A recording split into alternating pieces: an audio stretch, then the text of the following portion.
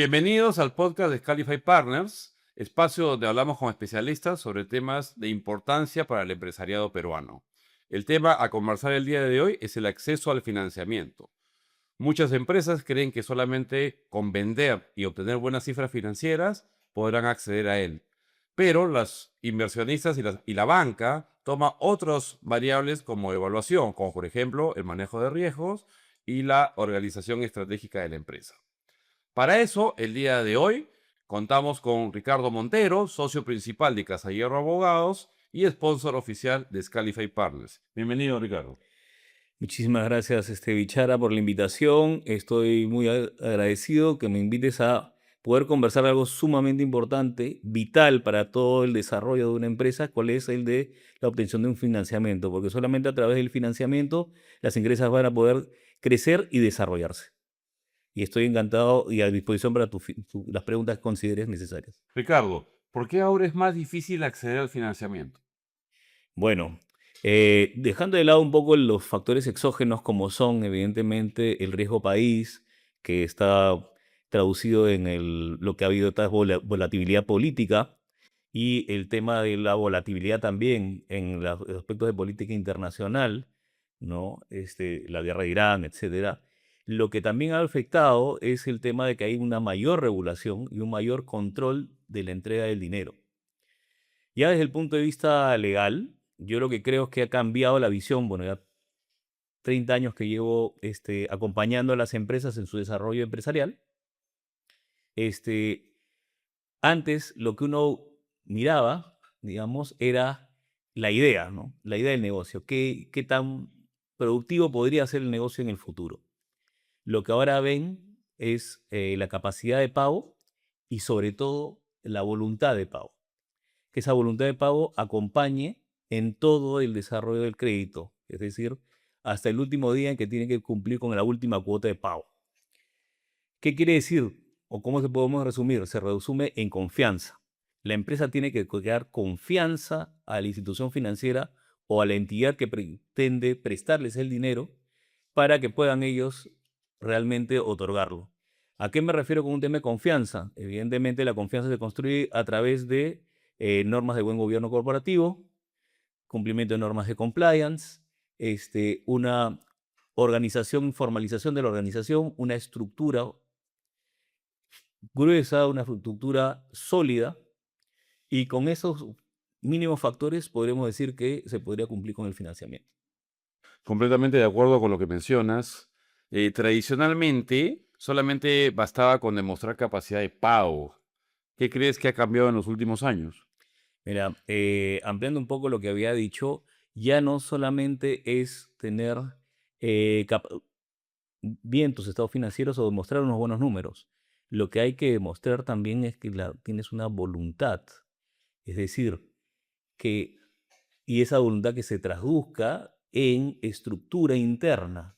¿A qué me refiero? Es decir, que tengas realmente estatutos societarios donde se establezcan precisamente quiénes son los órganos del control, que además esté también lo que refleja es qué tipo de contratos estoy celebrando, que esos contratos tengan que ver con el objeto social, Ahora es un buen que punto estos... lo que tú mencionas de lo de la estructura, ¿no?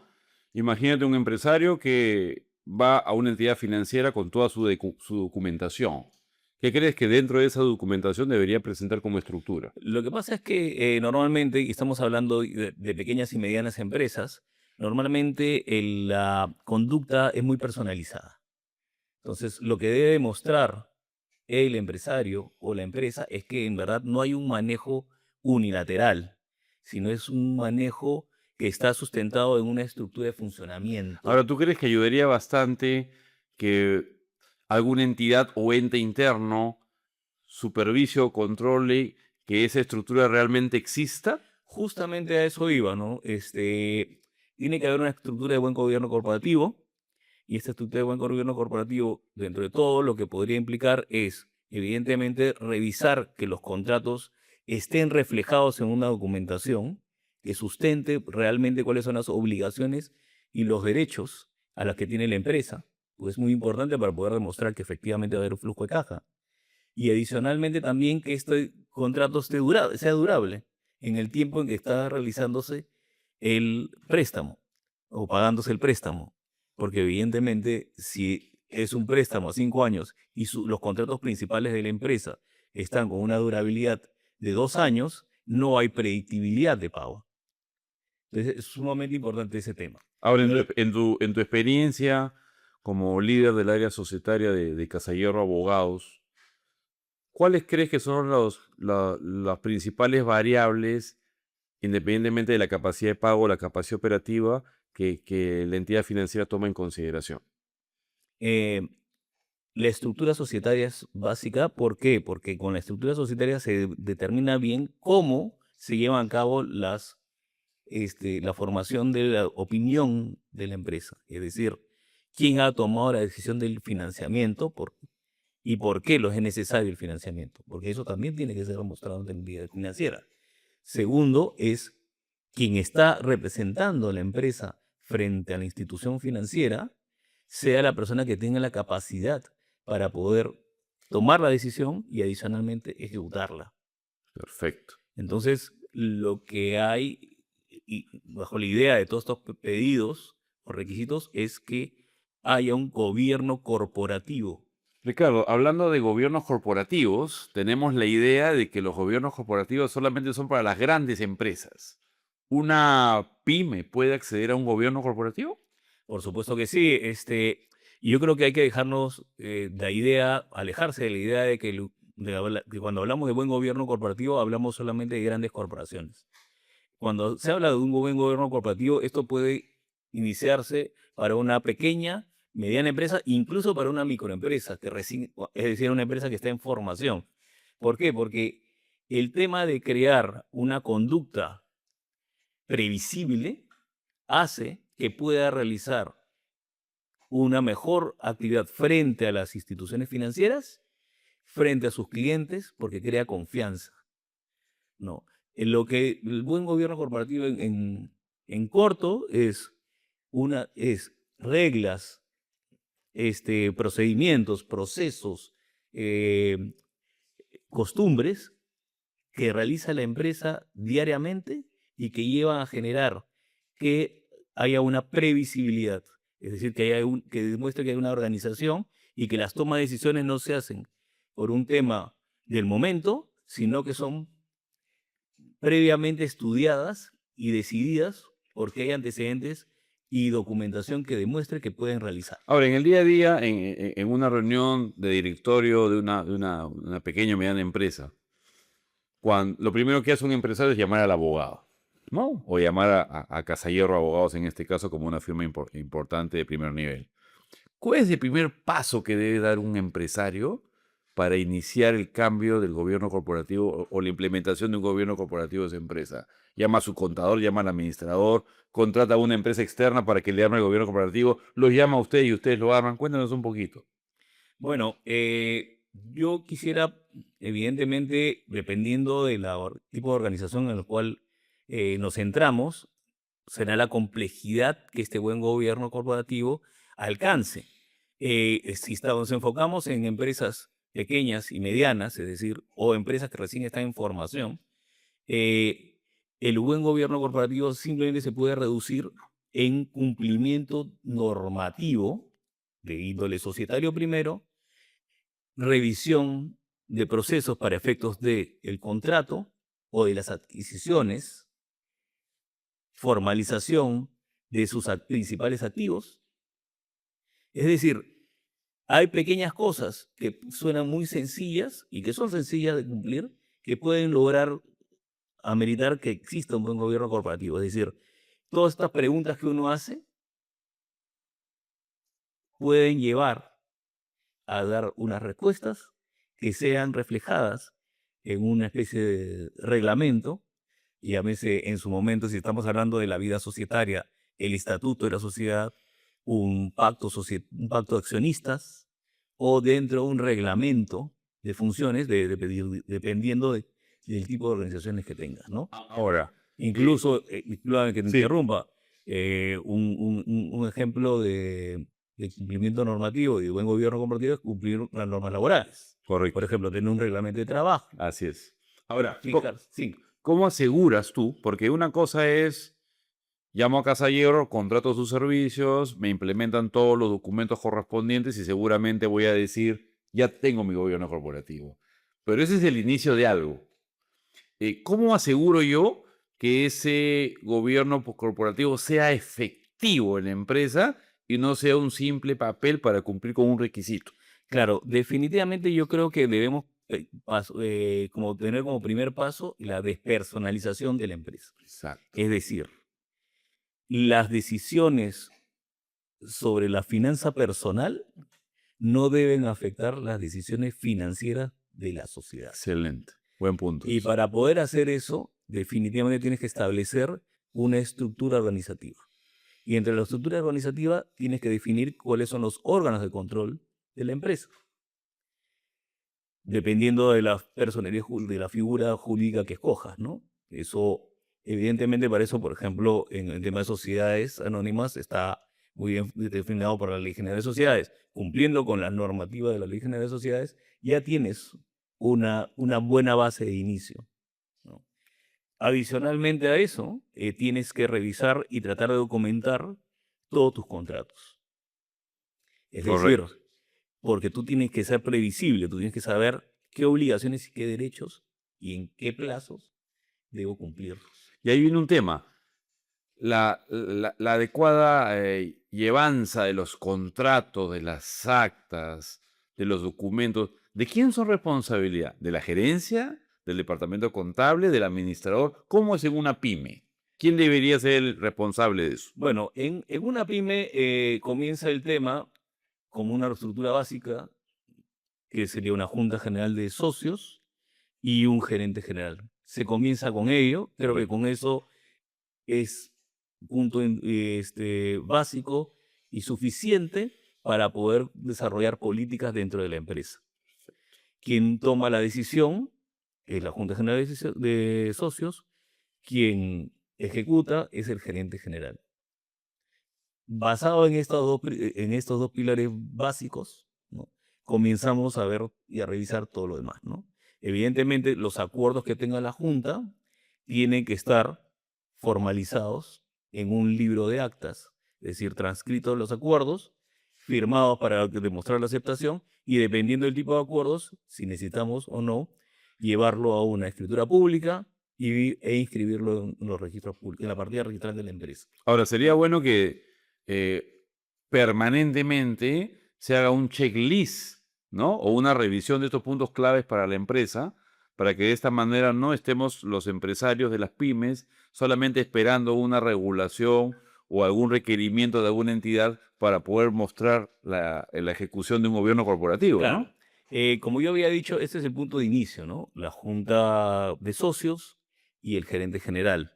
Ya podemos, de acuerdo al desarrollo de la empresa, mientras más va creciendo, más se va complejizando su organización. Entonces, por lo tanto, puede fijarse la creación de un directorio. Perfecto. Con el tema de la creación del directorio, que es la que fija, una vez creado, fija las reglas, ¿no es cierto? Y revisa cómo ha estado actuando la empresa, ¿no? Si las políticas definidas por los socios se están cumpliendo, si el objeto social de la empresa está siendo cumplido correctamente y no se están dedicando a diferentes actividades, ¿no? Ya con ese punto de partida, ya podrías tú definir qué otras personas podrían ejecutar el tema y distribuir las tareas que están fijados para que la ejecución sea correcta, es decir, que Correcto. cumpla no solamente con la normalidad, sino cumpla con los intereses de los socios. Como un punto intermedio a un tema de una creación del directorio, podríamos hablar de un consejo consultivo, es Correcto. decir, Que es algo ese, que Scalify Partners viene implementando en las pymes, ¿no? precisamente, ¿no? O sea, es decir, la reunión de especialistas que básicamente podrían partir de un financiero, de la contabilidad, de un asesor contable, de un asesor legal, ¿no es cierto? Un asesor laboral, Financiero. financiero, que puedan dar ideas al accionista de la empresa, a los accionistas o a los grupos empresariales, para que puedan ir llevando a cabo las diferentes tareas que puedan lograr el crecimiento de la empresa. Ricardo, muchas veces la gerencia piensa que la responsabilidad en estos temas es del área legal. ¿Tú qué opinas de esta especie de leyenda Bueno, urbana? gracias por la pregunta, Bichara. Yo creo que es muy útil para poder aclarar el aspecto, ¿no? Si nos ceñimos un poco a las pymes, este, el dueño, ¿no?, de la empresa, ¿no?, también es gerente general de la misma. Entonces, Correcto. al no haber esa distinción entre un puesto de toma de decisiones con un puesto de ejecución, Ujú. las funciones se traslapan y por lo tanto n- no hay una revisión de la ejecución de las acciones de la empresa. Ajá. Con lo cual, evidentemente, el gerente, ¿por qué? ¿Por qué lo hace? Porque el dueño considera que está tomando acciones o ejecuciones como si fuera dueño o como si fuera accionista principal, si podemos Correcto. llamarlo así, si estamos hablando Que es algo de una muy empresa frecuente, familiar, ¿no? que es algo sumamente frecuente. Y se olvida de que la responsabilidad por la ejecución de la empresa recae en el gerente general, Correcto. Y es cuando, decir, en los órganos de control de la empresa y he escuchado o de también, dirección, ¿no? generalmente, cuando hay algunos problemas en las empresas, de la debida diligencia o de la diligencia. Este término, ¿en qué consiste? Bueno, básicamente es que las acciones que realiza el gerente general tiene que ser actuadas siguiendo la normativa, siguiendo el tema de la buena fe, Ujú. siguiendo un tema de revisión de actos o de documentación previa para tomar una decisión y adicionalmente proteger el interés de la empresa y por ende proteger el interés del accionista. Ahora, tú sabes que en las pymes, muchas veces los empresarios, por ahorrar costos, lo que hacemos es llamamos a un amigo que es contador, llamamos a un amigo que es abogado o un amigo que es financiero, le pedimos consejo o le pedimos que nos diga cómo hacen otras empresas y lo que ellos nos dicen lo implementamos en nuestras empresas. Esto nos genera un riesgo porque no puedo yo sustentar qué es lo que me dijeron, porque finalmente yo soy el que ejecuto como gerente general. ¿Cómo debería protegerse un gerente general en esta coyuntura? Bueno, para protegerse un gerente general, evidentemente lo primero que tiene que hacer es verificar que las órdenes recibidas por los accionistas o en su caso por el directorio se encuentren dentro del marco legal y adicionalmente se encuentren dentro de las necesidades de la empresa y aún más, cuiden no solo o resguarden no solamente los intereses de los accionistas, sino que a veces también resguarden los intereses de terceros. Para el caso en particular que estamos hablando de la obtención del crédito, que cuiden también que efectivamente las obligaciones que se asumen, las garantías que se otorgan, sean acordes al financiamiento y sobre todo a la necesidad de la empresa. Y en eso que mencionas, podría ser algo delicado que yo contrate un crédito a una sobretasa o que me vaya a contratar un crédito por una tasa superior al valor del mercado. Mira, yo como pienso que las reglas de la diligencia de vida y del buen gobierno corporativo están de la mano. Y entre las reglas de buen gobierno corporativo está el efecto de revisar si las tomas de decisiones hayan sido llevadas de la forma más profesional posible. Ok. Es decir, se tiene que trabajar con la transparencia debida de los números. Eso significa unos libros contables completos, Correcto.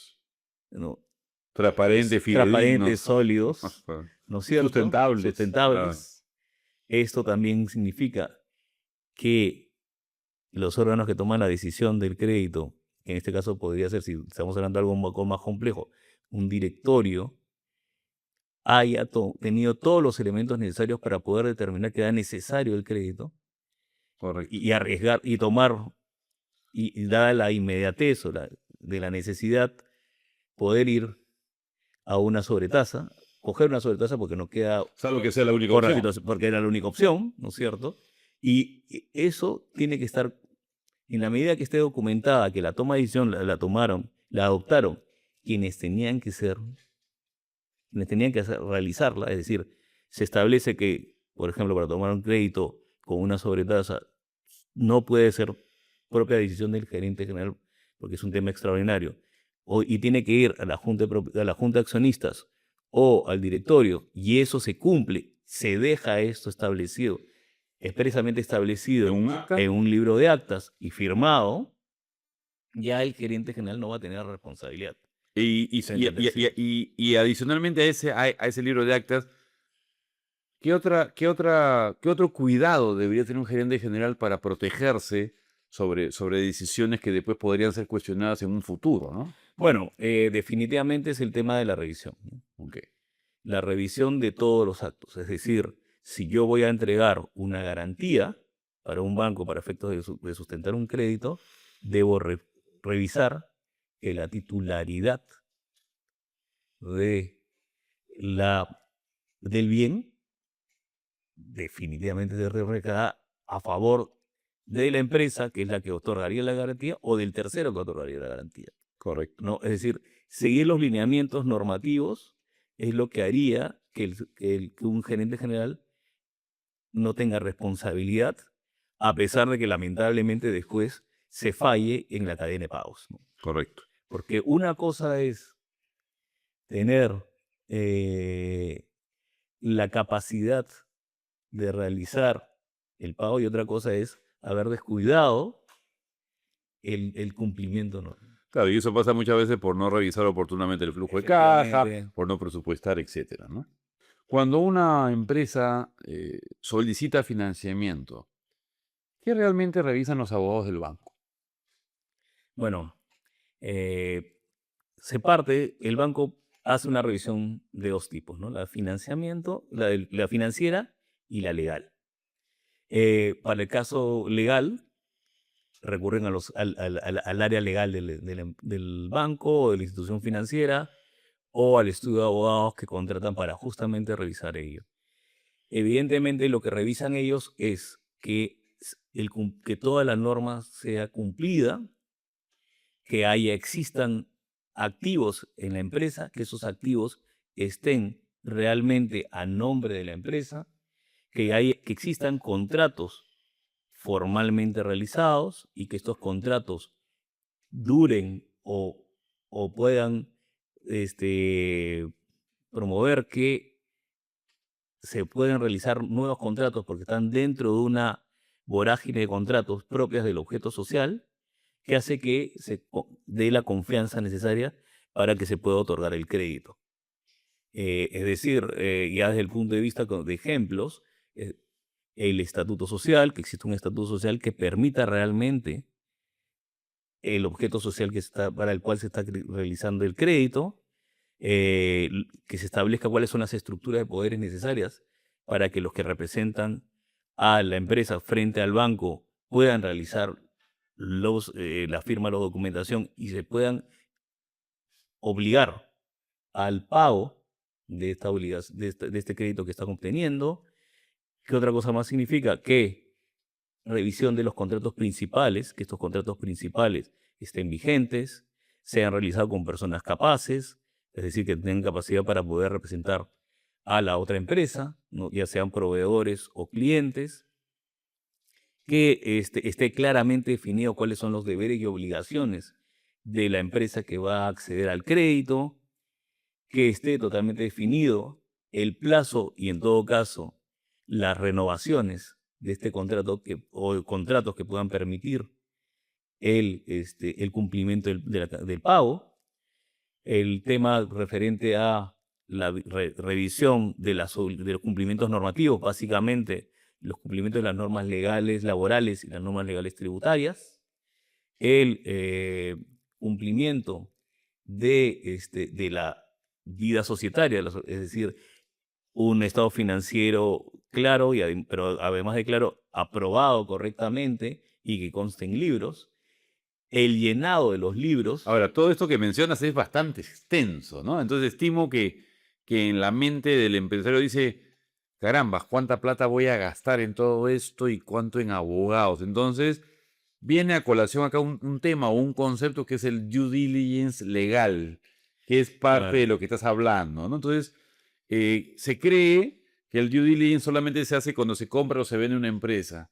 ¿Por qué sería importante hacer un due diligence Claro, legal? lo que pasa es que evidentemente creo que la ecuación económica siempre es o tiempo o dinero, ¿no? Correcto. Entonces, si las cosas se hacen a tiempo, es decir, si las empresas toman el tiempo necesario para preparar su documentación previamente a la presentación de la solicitud de crédito, evidentemente el costo se aminora. ¿Por qué? Porque, y justamente viene a colación o relación con las prácticas de buen gobierno.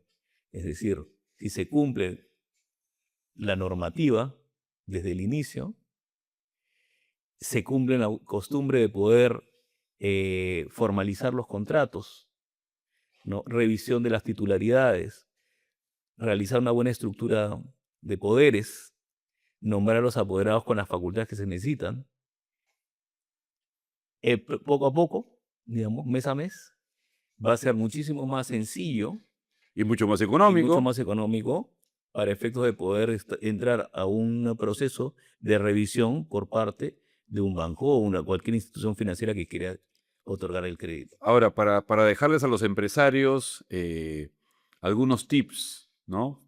Finalmente, para terminar esta excelente conversación que tenemos, ¿me podrías mencionar algunos documentos básicos que todo empresario o todo gerente general debe tener permanentemente a la mano para poder calificar o presentarse a un financiamiento? Bueno, definitivamente los libros, llámense los libros societarios y los libros contables, Correcto. ¿no? Ahora, felizmente para el tema de contabilidad hay todo el tema informático, ¿no? Correcto. Pero en la parte de los libros societarios, se tiene que verificar que haya el libro de matrícula de acciones y el libro de actas. Correcto. El libro de matrícula de acciones porque es básico para cualquier institución financiera revisar quién es el verdadero propietario, quién es el accionista mayoritario, quiénes son los minoritarios y en qué proporción están. Eso que esté totalmente actualizado. También necesitan saber qué decisiones se están tomando, cómo se están tomando las decisiones. Y para eso están los libros de actas. Llámense los libros de acta de Junta General de Accionistas o los libros de acta de directorio. Cualquier decisión que se tome en la empresa, Debe estar estos reflejado ahí. órganos deberían estar reflejados ahí. Correcto. Eso es lo primordial. Segundo, que todo el tema de contratos también esté organizado, sistematizado, formalizado y revisado, ¿no?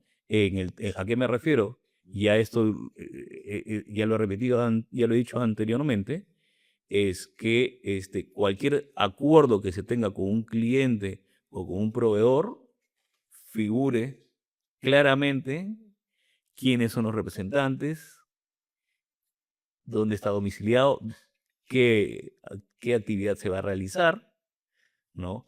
¿Dónde se va a realizar? ¿Y eso dónde ¿En lo qué plazo? registras? ¿En un contrato, en un acta? Definitivamente, mientras mayor documentación se pueda contar, mejor es. Por lo tanto, eso es el contrato, porque el contrato es un acuerdo entre partes. Ese contrato debe estar, cuando hablo de formalización, debería estar por escrito. Correcto. Por escrito o digitado, digamos. ¿Y, ¿No? le- Porque y- ahora hay, y definitivamente, adicionalmente legalizado? dependiendo del tipo de acuerdo que se lleve, ¿no? Correcto.